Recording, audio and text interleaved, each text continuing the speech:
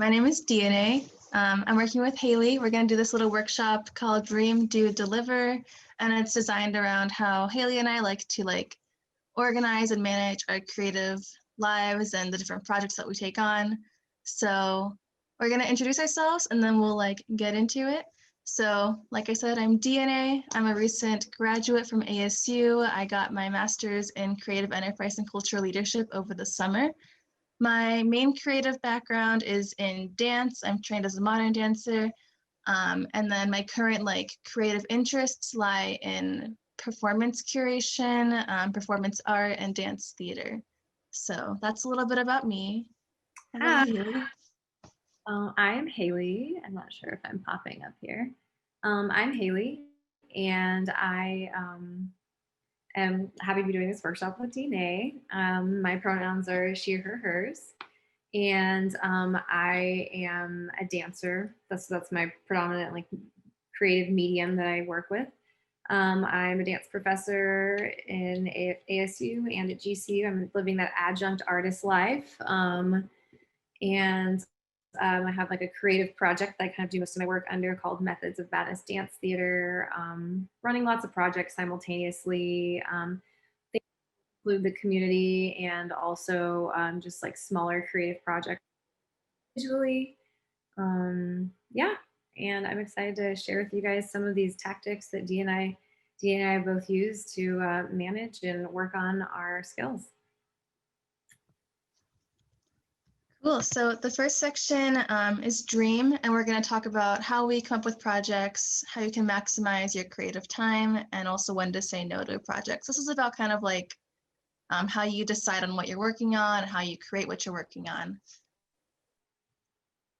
So when you registered, you should have gotten a little link to a PDF that has journal prompts and squares to fill in. If you don't have that, Lisa, did you add that to the chat already, or do you need to re-add it?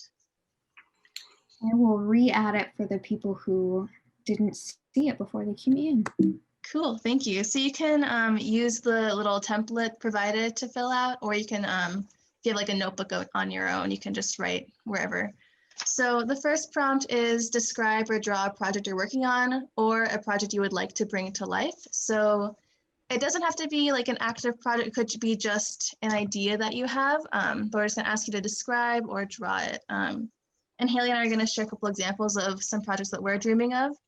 So I am working on a solo performance project, and it's in the really early stages. So I just wrote down some kind of journal prompts for myself to work on later on. So the journal prompts are how am I supposed to know blank anything, who I am, what I want to do, and who I want to be.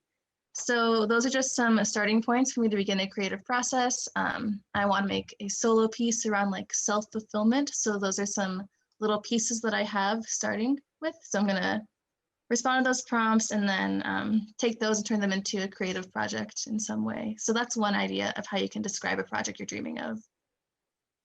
The project that I'm currently kind of dreaming about that I drew about, I'll show you guys my scary doodle. Oh, I don't know if you can see. I think I have to put it in front of my chest, but here's my doodle. I'll just tell you about it. So it's part doodle, part subpart doodle, part list. And the project that I'm thinking about is I'm walking my dog in my neighborhood constantly, and there's a lot of really beautiful yards. And as a dance artist living during COVID, I'm thinking about ways I can do things to maybe shoot small dance films in different places. And I've had this idea about shooting small films in different people's yards on my street and talking to them about it. And I've already kind of started talking about it, but I drew about it. And something that was interesting because I drew one of the yards that I'm interested in doing one of these little films in. And what I realize is that every time I've been imagining it, you can't see it, but it's with this fabulous, long, beautiful costume. And so I now drawing it, I kind of realized that there's this costume is actually a big element of one of them. And then there's another yard that I drew. And I realized that since they have a zen, kind of a zen garden with divots in the rocks, that I'm interested in an aerial view. And then there's a list of to-do things. So it's kind of through drawing it, I kind of noticed some of my perspectives on the idea for this project I'm thinking about. So for this journal prompt, just take a second, and in this little draw area, we're going to give you 3 minutes. and draw something that you're working on right now, or something that a project maybe you would like to start working on in the future. And you can add anything you want. It could be lists, it could be drawings, it could, whatever works for you.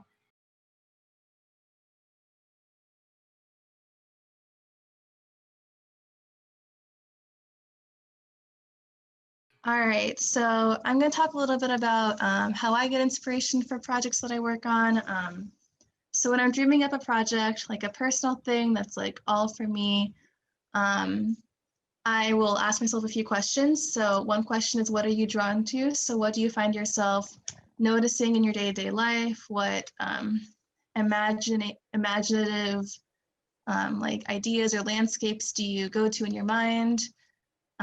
What kind of gets stuck in your mind? So one thing I do is I'm on Instagram a lot, and it's like, I want to be on it less, but not really making a lot of steps to do that. But anyway, while I am on Instagram a lot, if I like I'm scrolling and I see something that inspires me, I'll like save it to like an inspiration folder on Instagram, because you can make like different folders. So then I can go back and like look at what's been inspiring me and kind of keep track of like what similar themes keep popping up.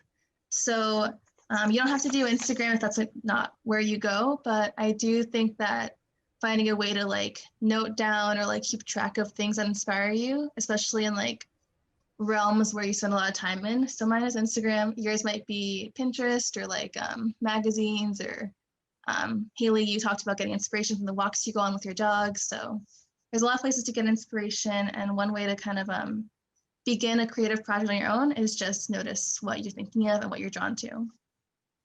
Another question I ask myself is, what's missing? And I put in parentheses, so what's missing from your field? So for me, it was the dance field. What's missing from your community, art form, etc. There's a really famous Toni Morrison quote that I really like, and kind of it inspires me in my creative practice, where she said, if there's a book that you want to read, but it hasn't been written yet, you must be the one to write it. So that's kind of where I get this question of like, what's missing, and then what can I do to like fill what's missing. So a recent project that I have been working on is a performance art show called The Normal Show. It's a virtual show, and it features queer performers of all different disciplines. And that's a project that came to me out of kind of this feeling of like, oh, I wish there were places I could go to watch queer performances of different kinds, you know? So like art, dance, music, comedy. I really wanted this like centralized show, location, event thing where I could see a lot of different queer people performing. I didn't see that in like the local performance scene. So I decided to make that myself, and that became like a really big creative project that I spent a lot of time on, and I'm still excited to continue. So that's one question you can ask yourself. And then another question you can ask yourself is, what have you already done? And then how can you like remix it? So I'm a big fan of taking old projects that I've already finished and completed, and kind of pulling out new pieces that I can then expand on. So you may have, I'll use an example from my life. So I made a live performance called Thanks for Tuning In. And I took that performance and I like remixed it and turned it into a like short dance film kind of a thing. So that's one example of thinking of what have you already done, and then what can you do with it, and how can you take it farther. So the next journal prompt that we have is, write down 3 ways you could revisit a current or past project. I mentioned one way that I converted my Thanks for Tuning In performance piece. I turned it into a short film. Another thing I did with that piece was I expanded it. So the first time I showed that piece, it had 2 performers and was about 10, 12 minutes-ish. And then I took that and I expanded it, and I added more performers and made it longer. So it was closer to 20 minutes. So there was more material in it. And then another idea that I have, if I want to remix that project again, I would maybe go deeper. So I would go look at it and find an area that intrigues me that I didn't get to explore as much as I wanted to in the first couple iterations. So I might want to go back and say I had like a scene where there was like sunscreen and a TV. I might be really interested in those 2 items and make an entire piece around just those 2 props. So those are some of my examples for how I like remix my projects and revisit them and turn them into new things.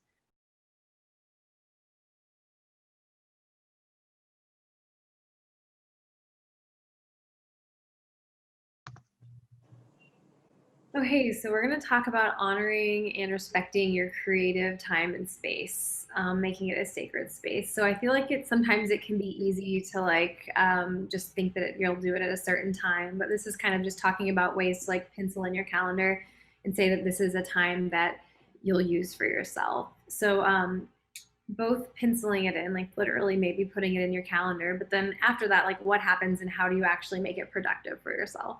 So thinking about what you can do, just like initially, some things that work really well for me is hiding or turning off my cell phone or turning off my phone notifications. Sometimes your phone's a part of your process, like Dienae was saying with her like Instagram board, so sometimes it needs to be there.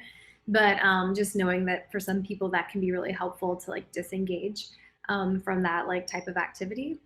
Also, maybe putting on like a way to like respect and honor your space is like put on a certain playlist that like puts you in a mood or inspires you or get your creative juices flowing. Also, like I have an interesting ritual where even if I'm not doing like a dance thing, like if I'm not actually dancing in a space, if I'm going to do something that's like still related to my creative work that's not movement, I like to like sweep the room that I'm in because it's like a ritual that I have, and so I'll like sweep because in dance a lot of time we'll clean the floor, and so for me I'll like sweep the space and then start working. I actually had learned about that from like a journal I had read about a woman who was teaching dance improvisation in prisons, and that the women would get there early and that they would sweep the space together as a group, and that was like became like a really big part of the ritual, and I thought it was really beautiful, and so I was like, okay, maybe I should think about that for a ritual for myself. So I've like, that's the thing I like to do. But so if you're thinking about maximizing this time, like after you kind of do something to create, or also this can include like, notifying like maybe your partners or people you live with that like this is a time when you have a space to yourself in a room to respect that if you need to have that discussion. But once you're there, kind of thinking about what's the best for you and acknowledging that like what's the best for that day for yourself, and then what's the best for the project. So because you have to acknowledge that every day creating is going to be different. It can be helpful to here's just some things that like they're like both things you could always do or not do. Everything is always flexible in these ways, like making a list of what you're going to do in the rehearsal time or in the practice time. If there's like a specific thing of duties that you want to do, put them down. It's okay if you don't get to them, but sometimes it can kind of help you stay on task. Like for me, sometimes my list can include things like record a 2-minute improvisation, create a gesture score, something that could be like, and then maybe I don't get to it, but then the next rehearsal I have somewhere to pick up, and then I have certain things I remember I did. So that can be helpful. And sometimes you can draw that list too, so it doesn't have to be like a written list. Also, another option and respecting that creative time and space is just to like leave it open and just do whatever you want. Sometimes I like to do like a mixture of that where like I'll set a timer and the first like 20 minutes is like just kind of like a free flow of me doing different things, and then after that I do a to-do list, so kind of like navigating between those. And if you're not like a timer person, you could also use like a playlist that's maybe only like 4 songs long, and then after these 4 songs then I move on to this next part of my creative process. Always also remembering like whenever you're respecting and honoring your creative time and space is to try and like have some fun and play. So like in that moment whenever you're like really starting to like feel a flow, even if you have a to-do list, remembering that's like what we're here for. We're like here to like find those like moments of outpour and just like ride it. So like both allowing that, and so I feel like it's a combination of like acknowledging and riding that wave, but then simultaneously keeping to your timeline. So we'll talk about that a little bit more as this progresses, but it's like a combination of keeping to the timeline and then honoring your creative flow, because I know we all have different creative flows that we go through. And then also like different ways you can do it, like we say here, is that you could create some sort of a graph or a chart that helps the way you use your time. I think color wheels are fun because it doesn't prioritize anything linearly. So I think they're fun to fill out.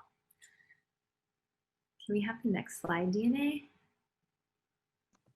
Yeah, so in each of these sections, we're going to have a little self-care application. And we wanted to add this in because when we're talking about things like productivity and to-do lists and getting things done, I feel like it's really easy to kind of like lean too hard into this like hustle grind culture where it's like never sleep, work every day, get your things done.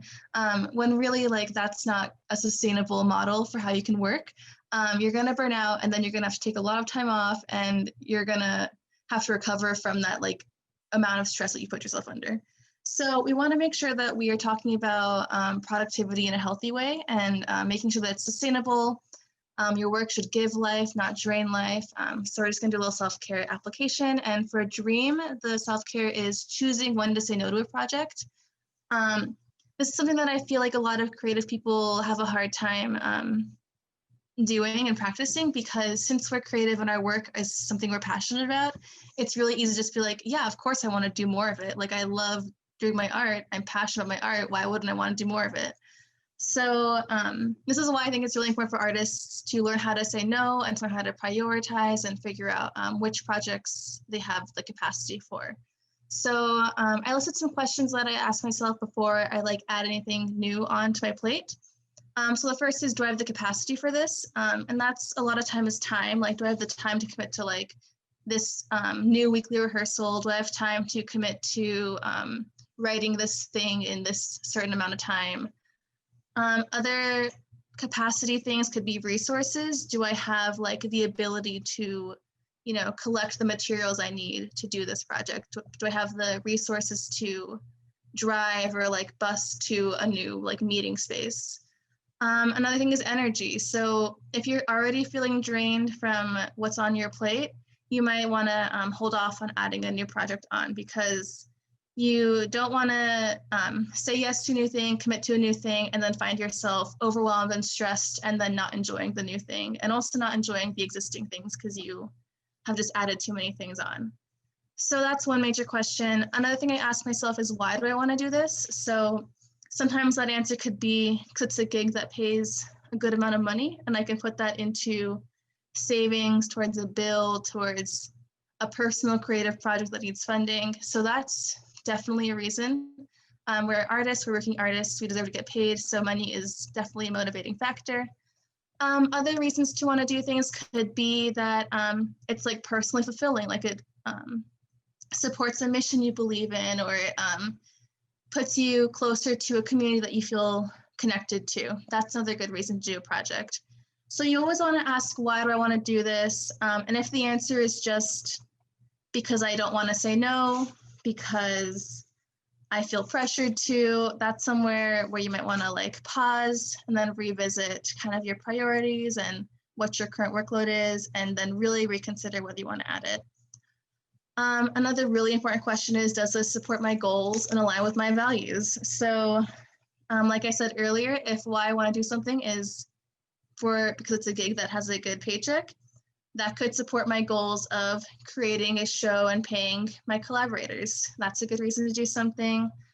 I've also done a lot of unpaid work because it aligned with my values and supported my goals of either creating work that I think positively benefits my community, or it supports my goals of getting closer to artists or groups that I feel that I admire and want to learn from. So those are all good reasons to add things on. And then there's also a lot of good reasons to hold off and like pause and let yourself kind of like finish your current projects, see through any current commitments, and then when you have some more time, you can consider adding new things. So these are some important things that I like to think about. I encourage artist friends of mine to think about.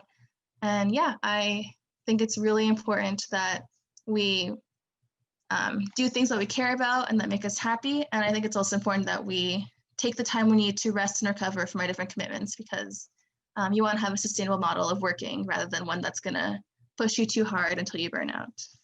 So the do section is about managing your work, project timelines, and enjoying the process. This is kind of where we get into like the nitty gritty of like the to-do list and getting things done.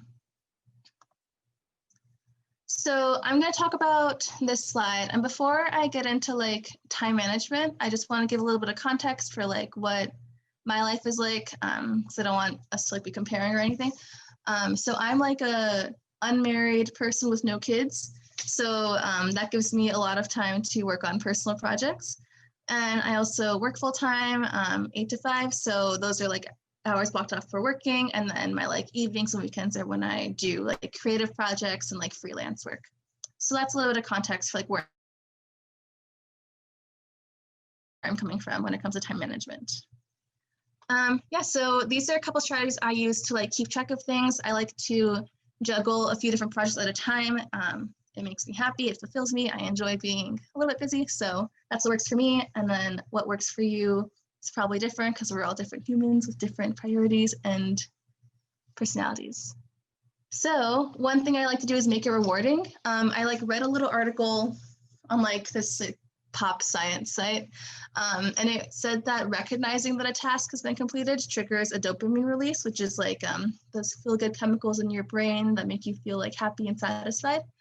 And a point that they made was that you have to recognize the task was completed. So I know we all have like so many things to do all the time, so it's super easy to get caught in like the hamster wheel, you know, where you're like going and going, you don't stop to recognize like, man, I like really am like doing it, you know? So I like to have a ritual of like recognizing when a task is completed. So I do like check boxes or like crossing out things on lists. I do a lot of different like visual, like written down things where I can be like, that is done. I get the dopamine hit. I feel good. And that kind of helps to like create a cycle of like, oh, it feels good to do a task, even if it's something like fill out a budget form or like apply for a grant, like things that can be kind of like grindy and difficult and like not so creatively fulfilling. They can still feel good if you like reward yourself with that like checkbox, cross it out kind of a thing. Another thing I do to like manage my work is I'll keep track of all the moving parts. So I have so many lists going on. I like live by my lists.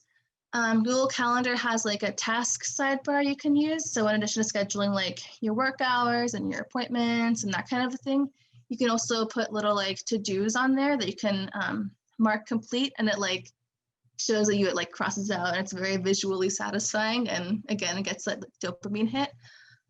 So I put a little screenshot of like my current like list of lists. So I categorize my like to-dos and responsibilities based on like where they lie. So I have like a personal one, like my work, like my like work job one, and then like different like organizations I'm associated with or like freelance projects I'm working on get lists too. So I'll categorize my project and deadlines so I know like what's the priority, what needs to get done first. And then I also like to make daily lists or like weekend lists where I just like download like, these are all the things that I'm worried about and on my mind that I have to get done. And that helps me stay in the moment instead of like projecting into like the far future, like, and then when I do that, I have to do that. And then like over and over. So that helps me like focus like on this day, I'm going to do this. And I make my daily lists like really ambitious to the point where I never get everything done. And I just do that to like download my like present anxieties, I guess, and like put them on a page. So then I can like save that energy of like worrying and remembering the things, and I can focus that energy on like doing the things. So that's like my process for like keeping track of different things I'm working on, and then also like completing the things I'm working on.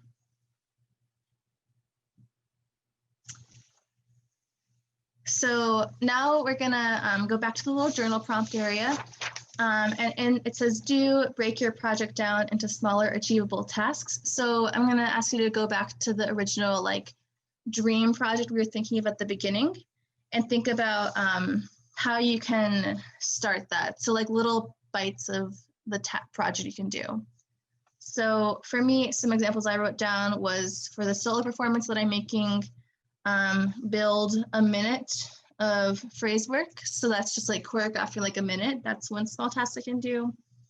Another small task I can do is journal about imagery. So that could look like doodling or describing or just kind of getting onto a page some like images I'm seeing in my mind. And then another easy task I could do is start a storyboard. So kind of like figure out like what order of things I want to do things in. So I'm going to put some music back on. I'll give you like 3 minutes to kind of journal about that.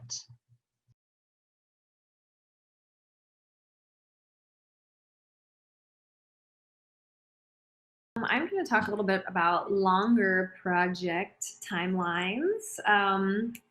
So whenever I'm doing with longer project timelines, how does it align with other projects and in a way that can help you be successful? So I love this little doodle that's in this corner, which is when the deadline comes too soon and the horse just like turns into a very sad little doodly horse. So this is just kind of a way to make sure that, I don't know, this is its own kind of awesome, but that we avoid that little hoof in the front in our work. So like, what are some things that you do at the beginning and the end, and like what kind of overlaps with these projects work? Like, how can we make this manageable? So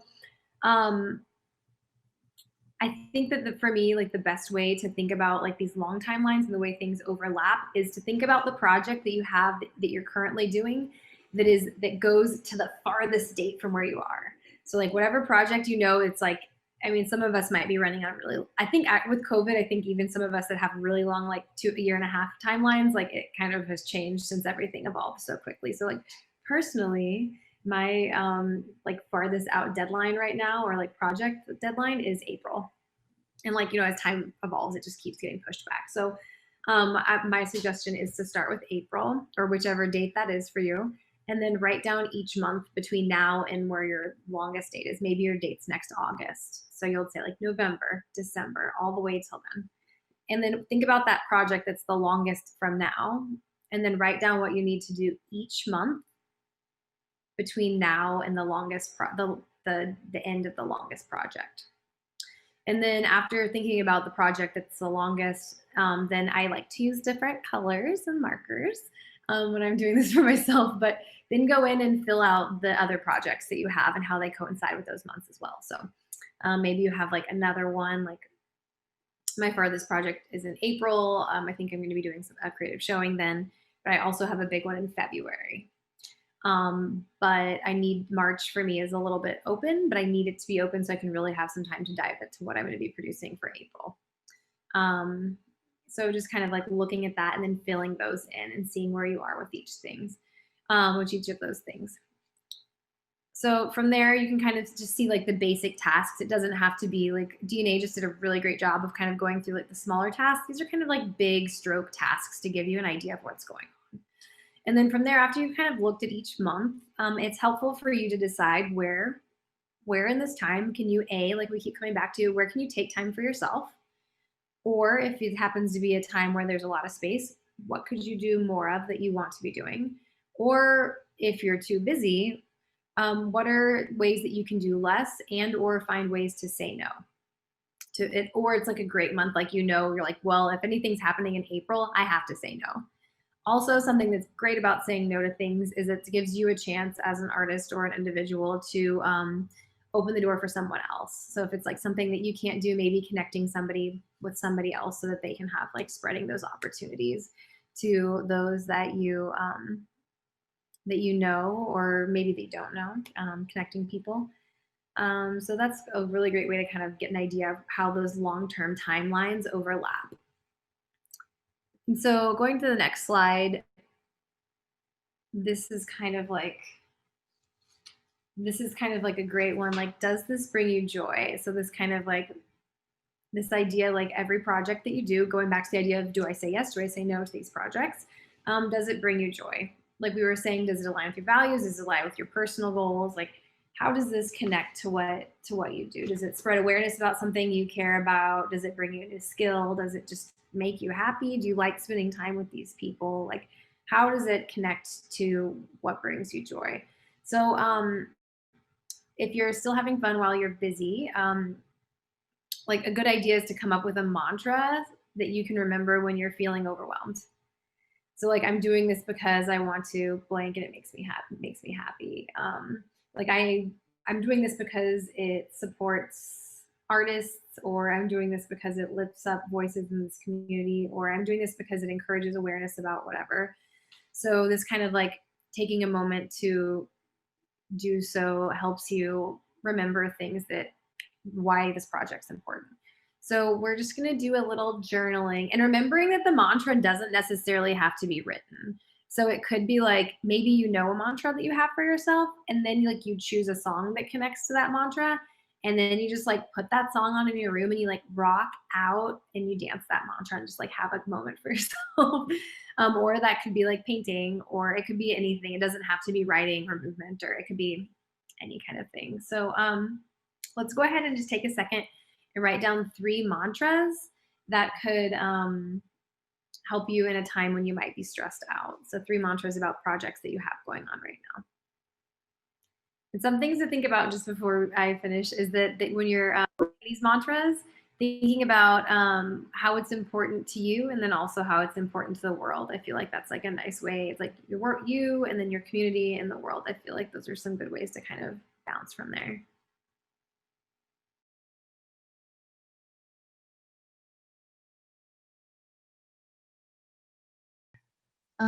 So this is our self-care application for the do section. Talking about time management. So, you want to stay ready, so you don't have to get ready, because getting ready is stressful. So this is kind of just about avoiding that like last minute rush, adrenaline, stress, overwhelmed, like frazzled feeling. Something you can do to take care of yourself as a working artist, someone who's juggling a lot of things, is to make a timeline and do your best to stick to it. So if you are working on your timeline and getting things done a little bit at a time, you get to avoid that last minute like frazzled state that just fries your nerves. So I said do your best to stick to it, because life happens, things come up. So you also don't want to like behold yourself to a timeline and beat yourself up if you don't meet every single milestone on the day you plan it. We're artists, it's flexible. We want to keep things open and free to like change if they need to. One thing that I do when making my own timelines is to build in buffer time. So if I have like a hard deadline, like a grant application is due on November 15th, I want to make my like personal deadline like November 10th. So then I have 5 days of like buffer time. If things come up, if I'm just feeling unmotivated and uninspired, I have a little bit of extra time that I can like fall back on. So if I'm not meeting every milestone and timeline point, I still have some days to complete the project or application or whatever it is. So that's one way I take care of myself and kind of manage my like nerves when it comes to like doing things and completing deadline related items. Another important thing here is to communicate. So if you're working with partners, collaborative teams, it's really a good idea to like have a good practice of communication, have open lines of communication. We're all humans. We all understand that things come up. 2020 is really hard. Life was already hard. 2020 is making it harder. So if you are kind of falling back on a deadline, needing an extended timeline to do something, if you already have like a practice of communicating with people you're working with, you can then have an easier time communicating like, hey, I need like another day, I need another week, I need some help. Just rely on the people you're working with, kind of humanize the working relationship so that you can give yourself the space and time and forgiveness to be human and need help, more time, whatever it is. So these are just some things that I do to help stay on a relatively even like stress level where I'm not having spikes of adrenaline and rushes. So, all right, now we're at the fun part. So this is like when you finish the project and then what you get to do after. So how to get your art out and then how you celebrate you, because you're worth celebrating. Yes. So we were talking about dreaming and kind of like scheming these ideas, and then we have like these action steps and those timelines, and then the deliver is interesting because the deliver does happen like after it's done, whatever that means for us as artists. It's always a it's a big question, but it's like delivering it actually kind of happens a little bit overlapped with like the doing, and then also over as well. So like really simple ways to how you can get your art out there: social media, your website, collaborations and partnerships, e-blast, calling a friend or family member. So just kind of unpacking these just a little bit. Social media, like sharing your process with people. So like showing them what you're doing. It could literally even just be like a photograph of the images or the items they're using that day. Or it could be something that just images of what you're doing. And then remembering you could tell a story. So through social media, to finding a way to tell a story, teaching your viewers something new, or share something that inspires you. That also includes people or quotes or images. Also, just like another thing, I think this kind of gets into the next slide too, is that on that same note, remembering that people like want to see and hear about what you're doing. Because like think about the people that you follow and like your friends that are artists. Like I love seeing photos of my friends doing art. Like even if it's like before you post it, if you have that second thought, like I don't know, like just remember that there's like a friend out there that's going to be excited to see what you're doing and like happy to be like in on your process and probably feel inspired by like what you're doing at that moment. So you never know what you can like bring out in other people. Your website, this is a really great home base for people to just like see what's going on and check in on what you're doing. So just like maybe keeping that up to date in a way that can like help other people navigate learning more about you. Collaborations and partnerships, figuring out like who you're working with and like what networks they have, asking if they can share things with them. Partnerships I think is great and interesting, like because I think that there's such broader ways even I can think about that in my work too. Thinking like, what is this work about? Like maybe I'm making a work about loss. Like what are some organizations in town that support people that are going through loss? Like could I contact them and tell them, hey, I'm making this work. If you want to include this in your newsletter, or if anyone's interested in learning more about it. Like thinking about how your idea and whatever you're doing connects to like a bigger community is like a great way to kind of think about who you could maybe partner with. There's someone out there that might just be so excited to have you and you don't even know it and they don't know it yet either. And then e-blasting, just like ways you can like send out information about what you have coming up, being cautious about when you do that because you don't want to be a spammer, but again, like it's nice to share and hear from artists that you follow and that you care about. I think calling a family member or friend is great because like even just like calling a family member that a friend or someone that you haven't talked to in a while to share with them about your project, it's just like so personal. And I know that I just think that it can be really nice to get a phone call from someone to talk about something. So maybe even if it's someone you haven't talked to in a while, just be like, hey, like, how are you doing? I'm doing this project and it kind of reminded me of you because of whatever.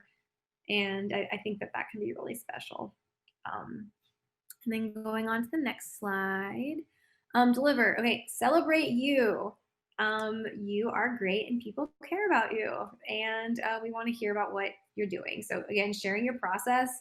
Like we were saying, like all those different things like storytelling, but then also like facts about yourself maybe. It could be something simple or it could be something like a little bit more personal. You kind of get to decide how you're feeling that day. Sharing what's on your mind, like what are you thinking about? So like what kind of things are like on your mind at the moment? Like obviously there's a lot of things to be thinking about today and during this time. So deciding what you want to share or if you want to share with people.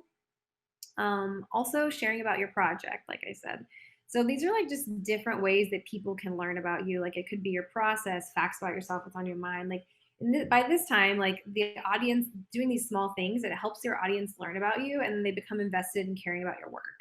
So if someone just only sees like you have a poster of an event coming up, and it's different than if they've been with you on the process. Like they've been there and they saw that day when you had everything laid out and then a big gust of wind blew everything away. Or they saw the day that like a picture of you, like, I don't know, maybe like really happy with your family and it's just like a nice way for people to kind of remember that we're all humans, even though we're in a digital space and, be there to see what you're making as a person. So I think that that's kind of a nice thing to reconnect with.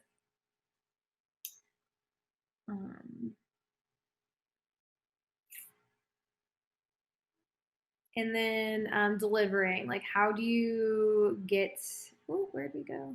Lost it. So how do you get your art out there? Like, is it film? Is it video? Is it text? Like what is your way? Sorry, I lost my slide. Can you go back? Is this the wrong slide? Oh, no, it was my notes. But Like what, like how are you going to do it? Like, is it video? Is it film? Is it text? Where do you deliver it? Like how are these partnerships a place where you can share the delivery? Is this something that's solely for social media? Is it like something that exists just for Facebook or Instagram? Or is this something like Lisa was saying where part of the performance is in the exchange of letters? Like how is it by mail? Like how is this delivered? What kind of, that also includes like what kind of platforms are you interested in using? I know a lot of us are experimenting with what does it mean to present on Zoom? What does it mean to present on in a field with people social distancing? What does it mean to present on YouTube Live or Facebook Live? Like how are these different, and what are these different, like there's slight variations in each, and just recognizing what might be most appropriate for your project. I know that like YouTube, for example, it'll be saved. Like if you do it YouTube Live, it can be saved. So if you need something to be archived, you want people to reference, that could be a way to do it. Or you can record your Zoom meetings, and then you have a little bit more agency about where you choose to locate it. So kind of recognizing that. And then where else it can go off after its initial delivery. So this is kind of getting back to the thing Dienae was talking about how to like reimagine a project. So just remembering like you just worked really hard on something, and that it doesn't have to be just done right then. Like I think so much of the time, like you're done and then you think that it's over, but remembering you just like invested a lot of yourself into it, and how could you turn this project that you did into a workshop? What festivals are available for this medium that you could potentially share or connect with other artists? Is there a magazine that's interested in the same topic or this medium that you're doing? Is there a residency where you could even take that project and say, hey, this is where it landed. I want to do this residency, and then develop it into a film, or develop it into a series of paintings, or develop it into a short play or a podcast or something. Like, so just imagining how you can either take it the next step further, or how you can already use this, like this, you have this bundle of research, like what can you do with it? Bundle of creation. And then also remembering like what can it do to make some money for yourself? I feel like as artists, we often like just get very caught up in like the act of what we're doing, and remembering that like maybe teaching a workshop would be helpful for you as like a way to make some money off of your research. If you just did a big research project on like a solo investigation about something, then maybe how can you like hash out your creative tasks in a way that somebody else could take them and maybe use them for something else. Also, like how could you present it at a place where maybe they would pay you to, I'm working with a retirement community to potentially live stream some projects as like a form of payment for the artists. And so it's like, that's like a way I can disseminate some of this creative art, and then also share it with the community, and also get back to the artists. So just thinking about being creative about the ways you deliver it.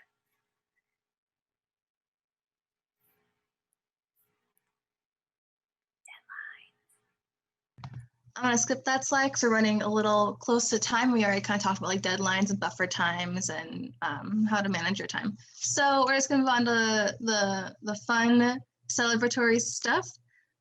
Self-care, we have 2 self-care applications for the delivery part because you deserve to be celebrated. And this one is just celebrate your success. So whenever I have like a show I'm producing or anything, I make sure I have a bottle of champagne. I like to have like a dessert ready so that when it's over, I can kind of de-stress from the whole process of like creating something, and just celebrate for a moment before moving on to the next thing. So this journal prompt is on your little PDF or printed out paper. And the journal prompt is plan how you'll celebrate the completion of your next project. So I gave an example of how I like to celebrate the completion of my projects, champagne and dessert. Yours could be, I don't know, wine and steak.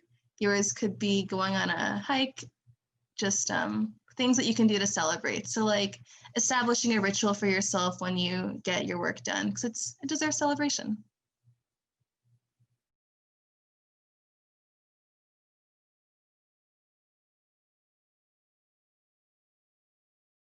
So there's really quick, don't be so hard on yourself. You're loved, you're supported.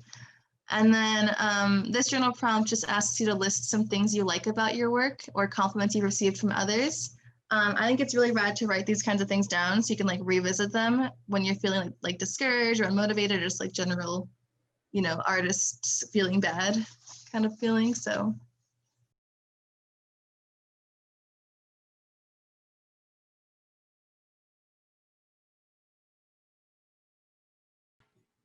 I have so for this part, whenever we're writing down our, or just in the chat, we're sharing our things about ourselves.